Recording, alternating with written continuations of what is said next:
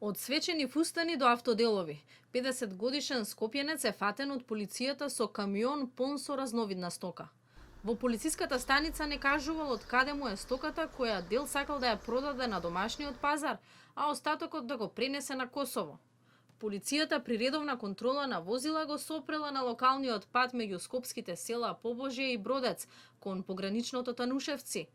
Кога го отвориле камионот имало што да најдат: илјадници парчиња блузи, стотици свечени фустани, завеси, автоделови, преку 3000 литри моторно масло.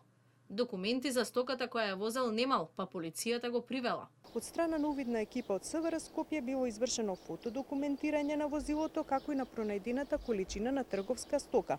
Во врска со кривично-правниот настан од страна на службени лица од Државниот пазарен инспекторат Скопје, во полициската станица Газибаба бил извршен инспекциски надзор, пошто бил изготвен и записник. Секторот на економски криминал при МВР на пријавениот му поднесе кривична пријава за сторено дело прикривање на стоки кои се предмет на криумчарење и царинска измама. Законот пропишува парична казна или до 3 години затвор.